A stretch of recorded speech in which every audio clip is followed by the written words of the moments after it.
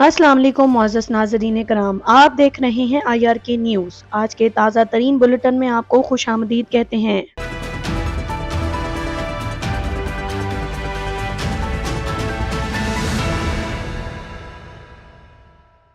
پاکستان تحریک انصاف کشمکش کا شکار، ملک بھر میں احتجاج کا فیصلہ منسوخ۔ پاکستان تحریک انصاف احتجاج کے معاملے پر کشمکش کا شکار ہے، جس کے باعث PTI نے ملک بھر میں احتجاج کا فیصلہ منسوخ کر دیا ہے۔ پارٹی ذرائع کے مطابق اعلان کردہ تمام جلسے اور احتجاجی مظاہرے منسوخ کیے جانے کا امکان۔ 8 فروری کو پشاور میں ہونے والا جلسہ بھی منسوخ کر دیا گیا ہے، جبکہ گرفتاریوں اور دیگر مسائل سے بچنے کے لیے نئی حکمت عملی اختیار کی جائے گی۔ ذرائع کا یہ بھی کہنا تھا کہ جلسے کی جگہ ثوابی کے مقام پر احتجاجی دھرنا دیا جائے گا۔ دھرنا کم سے کم 3 روز تک جاری رہے گا۔ دھرنے میں ملک بھر سے ورکرز اور رہنما شرکت کریں گے۔ دھرنے سے ہر روز مرکزی اور صوبائی قائدین خطاب بھی کیا کریں گے۔ پارٹی رہنماؤں نے تو یہ بھی تصدیق کی ہے کہ دھرنے کے لیے انتظامات کو حتمی شکل دی جا رہی ہے۔ دھرنے کے لیے 10 تاریخ کے بعد کسی موزوں دن کا انتخاب کیا جائے گا۔ دھرنا ثوابی قیام و طعام کے مقام پر دیا جائے گا۔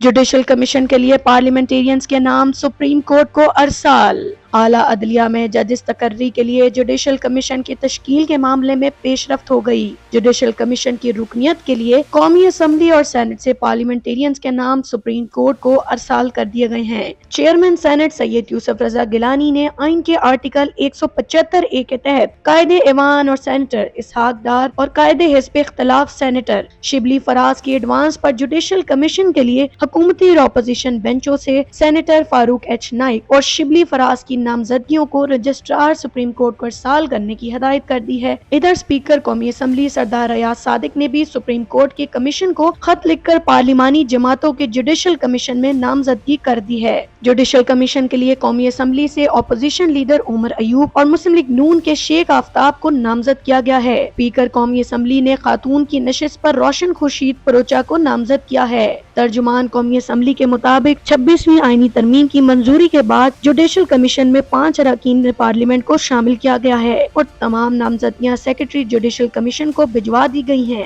پارلیمنٹ سے بھجوائے گئے ناموں میں حکومت اپوزیشن کی برابر نمائندگی موجود ہے۔ اسپیکر قومی اسمبلی ریاض صادق نے چیئرمین سینٹ یوسف رضا گیلانی اور تمام پارلیمانی جماعتوں سے مشاورت کے بعد نام بھجوائے اور تمام کی تمام نامزدگیاں سپریم کورٹ کو موصول ہو گئی ہیں۔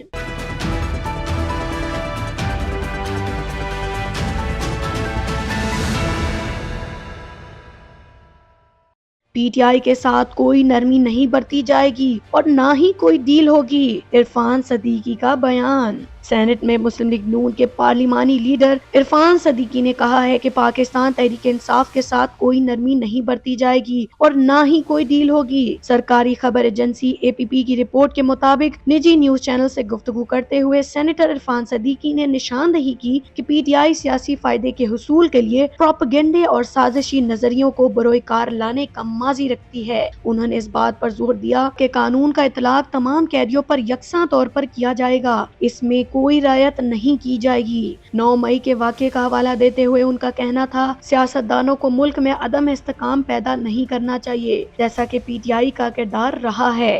خیبر پختونخوا حکومت کے بورڈ آف انویسٹمنٹ نے وزیر اعلیٰ علی امین گنڈا پور کی جانب سے پاکستان انٹرنیشنل ایئر لائنز کی نجکاری کے عمل کا حصہ بننے کی خواہش کا اظہار کر دیا۔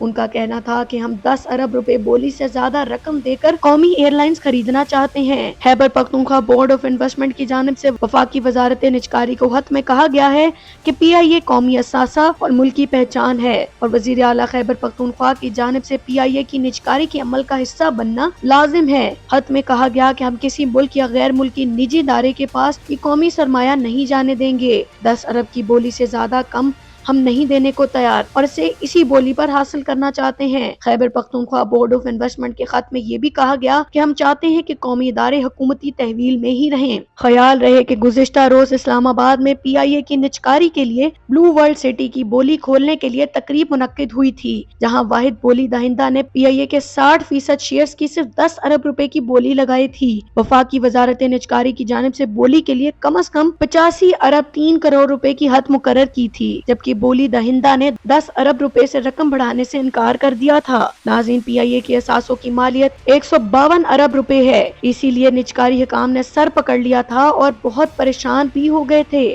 اسی کنورجیم کے نمائندہ اور chairman blue world city Chaudhry Saad Nazir کا کہنا تھا کہ پی آئی اے کے میں 200 ارب روپے کی واجبات ہیں، 85 ارب روپے میں تو نئی ایئر لائن کھڑی ہو جائے گی۔ ناظرین، یہ تھے دن بھر کی اہم اپڈیٹس، اب تک کے لیے اتنا ہی، دیکھتے رہیے آئی آر کی نیوز۔ اللہ حافظ۔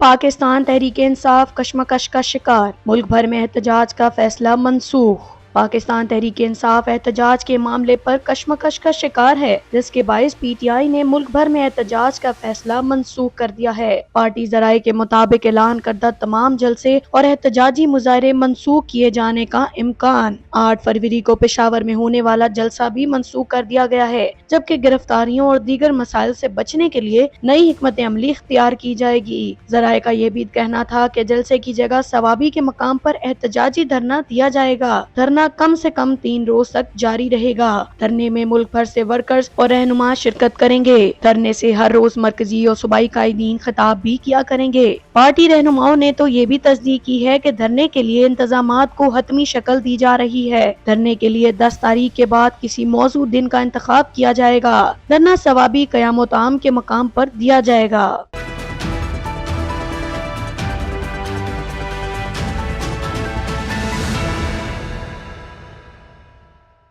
جوڈیشل کمیشن کے لیے پارلیمنٹیرینز کے نام سپریم کورٹ کو ارسال۔ اعلیٰ عدلیہ میں ججز تقرری کے لیے جوڈیشل کمیشن کی تشکیل کے معاملے میں پیش رفت ہو گئی۔ جوڈیشل کمیشن کی رکنیت کے لیے قومی اسمبلی اور سینٹ سے پارلیمنٹیرینز کے نام سپریم کورٹ کو ارسال کر دیے گئے ہیں۔ چیئرمین سینٹ سید یوسف رضا گیلانی نے آئین کے آرٹیکل 175(a) کے تحت قائد ایوان اور سینیٹر اسحاق ڈار اور قائد حزب اختلاف سینیٹر شبلی فراز کی ایڈوانس پر جوڈیشل کمیشن کے لیے حکومتی اور اپوزیشن بینچوں سے سینیٹر فاروق ایچ نائک اور شبلی فراز کی نامزدگیوں کو رجسٹرار سپریم کورٹ کو ارسال کرنے کی ہدایت کر دی ہے۔ ادھر اسپیکر قومی اسمبلی سردار ریاض صادق نے بھی سپریم کورٹ کے کمیشن کو خط لکھ کر پارلیمانی جماعتوں کے جوڈیشل کمیشن میں نامزدگی کر دی ہے۔ جوڈیشل کمیشن کے لیے قومی اسمبلی سے اپوزیشن لیڈر عمر ایوب اور مسلم لیگ نون کے شیخ آفتاب کو نامزد کیا گیا ہے۔ اسپیکر قومی اسمبلی نے خاتون کی نشست پر روشن خورشید پروچا کو نامزد کیا ہے۔ ترجمان قومی اسمبلی کے مطابق 26ویں آئینی ترمیم کی منظوری کے بعد جوڈیشل کمیشن میں 5 اراکین پارلیمنٹ کو شامل کیا گیا ہے اور تمام نامزدگیاں سیکرٹری جوڈیشل کمیشن کو بھجوا دی گئی ہیں۔